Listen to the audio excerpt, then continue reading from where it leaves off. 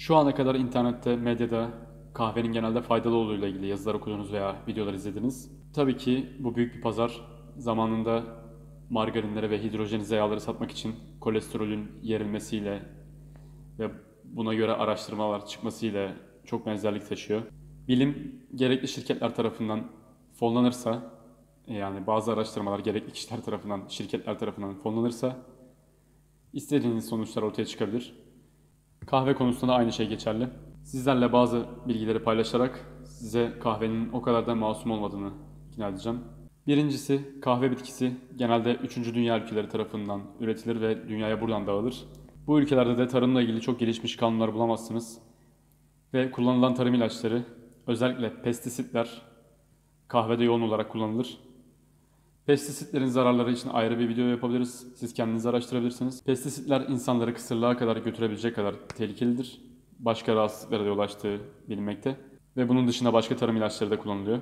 İkinci olarak kahve çok çabuk bozulabilen bir şey. Yeşil kahve çekirdekleri o halindeyken formunu biraz koruyabilir ama kavrulduktan sonra hemen oksit olmaya başlar ve hemen tüketilmesi gerekir. Piştikten sonra ayrı oksit olmaya başlar. Yani şöyle, siz kavrulmuş kahve çekirdekleri aldığınız zaman bu kahveler uzun zaman önce kavrulmuş oluyor ve uzun süreler beklemiş oluyor. Bayağı oksitlenmiş oluyor aslında. Siz bunu toz haline çevirtiyorsunuz. Bir sürede öyle bekliyor. Daha çok oksitleniyor. Hatta yüzey partikül başına yüzey alanı arttığı için daha hızlı oksitlenme süreci başlıyor. Kahveyi pişiriyorsunuz. Bu esnada da bir oksidasyon gerçekleşiyor. Yani kahve tam olarak beklemeye uygun bir ürün değil. Yapılması gereken, yani en iyi şartlarda bunu kim yapabiliyor bilmiyorum. Dünyada bir Paul Çek yapabiliyor sanırım. Bununla ilgili video paylaşmış zaten. Yeşil kahve çekirdeklerini alıp kendiniz kavurup hemen öğütüp hemen pişirip hemen içmeniz gerekiyor. Bu ne kadar mümkün? Çok mümkün değil modern hayatta şu an. Tamamen bununla uğraşmanız gerekiyor. Yapabilen varsa yapabilir. Ama bu süreçlerle uğraşmak istemeyen insanlar kahvenin oksitlenmiş bir ürün olduğunu kabul edip bir tık uzak durmalılar. Kahve piştikten sonra da bekletilirse, çok soğursa tekrar zararlı hale dönüşüyor iyice. Önceden yapılmış hazır kahveler, marketten aldığınız soğuk kahveler vesaire zaten en kötüleri. Bir sonraki konu ise kahve doğru şartlarda bile içilse, doğru şekilde bile içilse sindirim kanalına ağızdan itibaren bütün sindirime bir tık zararı yine var. Özellikle boş mideyle içilirse mide asitinin artışını tetikliyor ve boş midede salgılanan mide asiti midenin iç duvarına biraz zarar verebiliyor. Ayrıyetten günlük mide asiti üretebilme kapasiteniz sınırlı. Bunu boş mideyle kahve içerek günlük rezervinizin bir kısmını kullanmış oluyorsunuz gibi düşünün ve yemek yediğiniz zaman mide asiti azlığı yaşayabilirsiniz. Yani bu da sindirim problemlerine yol açıyor, hazımsızlığa sebep olur. Yediğiniz yiyecekleri iyi sindiremezsiniz, iyi beslenemezsiniz dolaylı olarak. Bunun önüne geçmek için de bulletproof kahve derler. Kurşun geçirmez kahve. Kahveniz içine bir çay kaşığı yağ atabilirsiniz. Genelde popüler olduğu şekliyle Hindistan cevizi yağı atılır. Biz kendi kültürümüze göre bunu tereyağıyla değiştirebiliriz. Ayrıca kahveyi bir tık yumuşatır da. Hani sert içimden hoşlanmıyorsanız. Ve kafeinin zamanlı salınımına yardımcı olur biraz daha. Hani kahve içtikten sonra hızlı bir yükseliş ve hızlı bir düşüş yaşarsınız genelde enerji seviyesinde. Buna sonraki maddelerde değineceğim. Kahveyi boş mideyle içmek kısaca reflüye sebep olabilir. Kahve diüretiktir, su atıcıdır. Bazı durumlarda bu faydalı da olabilir, çok nadir durumlarda. Bir sonraki videoda bundan bahsedeceğim. Genelde vücuttan su kaybetmek, hani gerekli suyu kaybetmek iyi değildir. Kahve vücutta dehidrasyona sebep olur. Bir bardak içtiğiniz kahve, örnek veriyorum 1,5 bardak olarak idrarla atılır. Çünkü kafeinin ve kahvenin diğer malzemeleri aynı yiyecekler gibi sindirimi için ve karaciğerde bu kimyasalların parçalanması için bir miktar suya ihtiyaç duyar. Yani susadığınız zaman kahve içmek ya da çay içmek, çay için ayrı bir video yapmaya gerek duymuyorum. Çay kahvenin zayıf versiyonu olarak düşünebilirsiniz etki bakımından. Susadığınız zaman kahve içmek o an susuzluğunuzu geçirmiş gibi hissettirebilir. Bu tıpkı başınız ağrıdığında ağrı kesici içip başınızın ağrısının geçtiğini düşünmek gibidir. O an size bir şişkinlik yaratır. Uzun vadede diyeyim, çok uzun vadeler değil böyle. Birkaç saat içinde çalışmaya başlar. Vücut aldığından daha fazla su kaybetmeye başlar. Söylediğim gibi birçok rahatsızlığın, performans düşüklüğünün sebebi de dehidrasyon olabilir. Bu yeterli su içmemekten gelmiyor. Daha önce su içmeyle ilgili bir de videom vardı. Belki de yeterli su içiyorsunuz ama içtiğinizden daha fazlasını kaybediyorsunuz. Kahve burada da dezavantaj yaratabilir. Kahve ve uyku döngüsünden bahsedeceğim. Sirkadyen ritminden. Özellikle kafeinin, kahvede bulunan kafein maddesinin yarı ömrüyle ilgili konuşacağız. Kafeinin kanda kalma süresi ortalama 12 saattir. Yarı ömrü 6 saat olarak hesaplanıyor.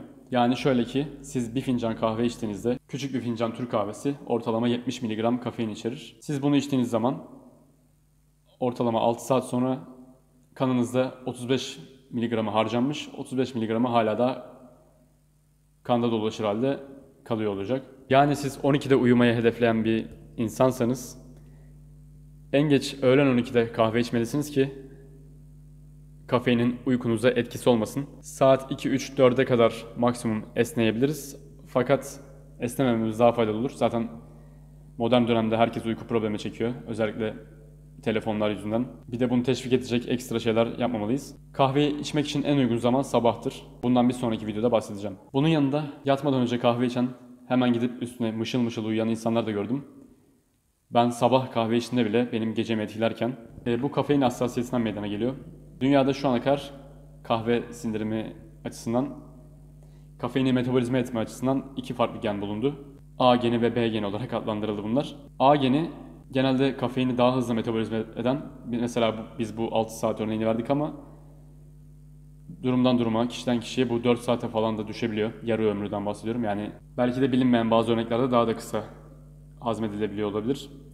Bu grup genelde Orta Doğu halkı. Yani mantıken baktığınız zaman da kahvenin çıktığı yer, oradaki insanların bunu daha kolay hazmedebilmesi, metabolize edebilmesi çok normal. Zor metabolize edenler de daha uzun sürede, örneğin Rusya ve daha kuzey ırkları kahveyi daha zor metabolize ediyor ve olumsuz etkilerini daha yoğun yaşıyorlar. Çünkü buna genetik adaptasyonları daha az. Tarihsel süreçte kahveyle daha geç karşılaştıkları için bunlar çok normal. Şimdi söyleyeceğim şey de birçok insana ters gelebilir. Normal. Kahve erkeğe daha uygundur, kadına daha az uygundur. Sebebi kahvenin kendisi erildir, maskülendir. Çin tıbbına göre Yang karakterlidir. Kadınlarda adet döngüsünü bozucu etkileri var. Yani adet günleriniz devamlı kayabilir ve bu aslında kadın olarak sağlığınızın iyiye gitmediğine işaret. Dediğim gibi dehidrasyon, kan basıncının artması, bunlar maskülen karakterler. Yani testosteronun arttığı zamanlarda yaşanan bazı semptomlar. Ayrıca araştırmalarda gösterildiği gibi kahve testosteronu akut olarak arttırır. Östrojeni ise baskılar. Östrojenin baskılanması demek, kadınlık hormonlarının baskılanması demek. Geçici de olsa, akut da olsa, tabii siz bunu günlük ve sürekli kahve içme halindeyseniz zaten sürekli baskılanma demek. Vücudun buna karşı cevapları ve adaptasyonları tabii ki oluyor ama kadınların kahve içmesi kadın sağlığı için daha az uygun. Kahve sizi erken yaşlandırır. Kahvenin size enerji vermesinin tam olarak sebebi hücrelerin işleyiş hızını hızlandırıp örneğin 24 saatlik biyolojik bir zaman diliminde çalışan bir hücreyi aynı zamanda 25-26 saatlik çalıştırıp tabii ki bu esnada da size daha fazla enerji açığa çıkartıp daha fazla enerji veriyor. Kafeinin özelliği bu. Fakat şöyle düşünelim. 24 saatte 25-26, 27 saatlik çalışan bir hücre bunun yanında 25, 26, 27 saatlik atık üretecek ve karaciğerin bunları metabolize etme hızı, temizleme hızı aynı oranda artmıyor. Yani şöyle düşünün, bir günlük yaşıyoruz, 1,5 günlük hücre çöpü biriktiriyoruz ve karaciğer bunları çözmek için ekstra çalışmak zorunda kalıyor. Ayrıyeten yetişemezse de toksik olarak bunlar uzun vadede karaciğerde birikiyor. Yani kafein kullananların da ya da kahve, dönemsel olarak kahveye ara vermeleri sağlık açısından da fayda sağlar. Bunun yanında adrenal fatigue diye bir olay var. Yani böbrek üstü bezlerin artık adrenalin salgılamaktan yorulduğu ve vücudun da bu hıza yetişemeyip artık tiroidler yoluyla hipotiroide geçmesi, metabolizma hızını kalıcı olarak düşürmesi ki hücreler daha yavaş çalışsın ve bu sayede atıklar 24 saatte, bırakın 26-27 saatlik atık üretmeyi, bırakın 24 saatliği 23, 22, 20 saatlik atık üretsin ve karaciğerde buna yetişebilsin. Vücut metabolizma hızını düşürür, hücreler daha yavaş çalışır, aynı zaman diliminde daha az atık üretir ve önceki günden daha fazla bıraktığınız atığı temizlemek için bugün sizi daha düşük yapar. Bu arada siz gider tekrar kahve içersiniz. Tekrar yükseltirsiniz bu döngüyü ve bu süreçte gittikçe vücudunuza atıklar birikmeye başlar. Vücut buna tepki olarak tiroidi daha da azaltır, metabolizma daha da yavaşlar. Tamamen bir hipotiroid olursunuz ve doktora gidersiniz. Doktor da size tiroid yazar ve tiroid ilacı almaya başlarsınız. Sanki vücut işini bilmiyormuş da tiroidi keyfinden düşürmüş gibi. Doktor size dışarıdan tiroid verir. Hücrelerde hastalık ve atık birikmeye devam eder. Bu kısır döngüden çıkmanın tek yolu problemin kaynağını bulmaktır. Problemin kaynağı kalori dengesi gibi. Çıkan atık, giren atık dengesi. Giren atık, çıkan atıktan daha az olmalı ki vücut eski toksinleri detoks edebilsin. Kısaca mantık bu. Bu tiroidin düşük olduğu dönemlerde de siz adrenal fatigue dediğimiz adrenalin de salgılanmıyor yeterince. Siz bu yüzden düşüyorsunuz zaten. Hücreler yeterince hızlanmıyor. Yorgunluk, motivasyon düşüklüğü her şeyi hissedebilirsiniz. Çoğu kişinin depresyon dediği olay adrenal fatigue'dir. Adrenal yorgunluktur yani. Bu en önemli maddelerden biriydi. Bu bilgileri kolay kolay başka bir yerde bulamayacaksınız. O yüzden bir kenara yazın. Kahve birkaç amino asit dışında içinde bulunan asıl olan kafein yani bağımlılık yapıcıdır. Dopamin reseptörleri üzerinden bağımlılık yapar.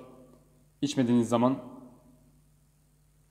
yine sadece adrenal yorgunluktan dolayı değil, direkt dopamin bağımlılığından dolayı düşük hissedebilirsiniz. Vücut kahveyi arar ya da kafeini arar. Kahve içmediğiniz zaman bir işi yapamazsınız, bir işe odaklanamazsınız. Daha önceden kahveyle doğmadınız ama tıpkı sigara gibi içmediğiniz zaman bir şeyler eksik olur. Bu da tamamen biyolojik ve psikolojik bağımlılık yapıcı olduğunu gösterir. Kahveye ya da başka şeylere bağımlı olan insanlar için ayrı bir video yapmayı düşünüyorum. Tamamen bağımlılık üzerine. Ve son olarak kafein ilaçtır. Bir şeyin ilaç veya gıda olup olmadığını şöyle ayırt edebiliyoruz. Gıda dediğimiz şey hem bilgi taşır hem enerji taşır. Örneğin bir elma yediğiniz zaman elmanın hem DNA bilgisi size geçer hem de enerjisi, kalorisi size geçer. Kafein, kahveyi şimdilik ayırıyorum, kahveye de geleceğim. Sadece bilgi içerir, enerji içermez. Hint öğretilerinde kahveye şu benzetmeyi yapmışlar. Empty fire diyorlar, boş ateş yani. Size bir ateş veriyor, bir enerji, bir hareket veriyor ama bunu karşılayacak rezervi yanında getirmiyor. Siz bu rezervi kendi cebinizden karşılıyorsunuz. O yüzden bahsettiğim şekilde kahveyi küçük bir miktar yağ ile birlikte almak bu probleme de biraz yardımcı olur. Yani aldığınız yağ, kafeinin vücutta sebep olduğu işlemlerin maliyetini en azından karşılayacak kalori yanında getirir. Kahve içmenin doğru yolları da var. Kahveyi çok seviyorsanız ve sizde olumlu etkiler olduğunu düşünüyorsanız bir sonraki videomu bekleyin. Orada da kahveyi neden içmelisiniz ondan bahsedeceğim. Görüşmek üzere.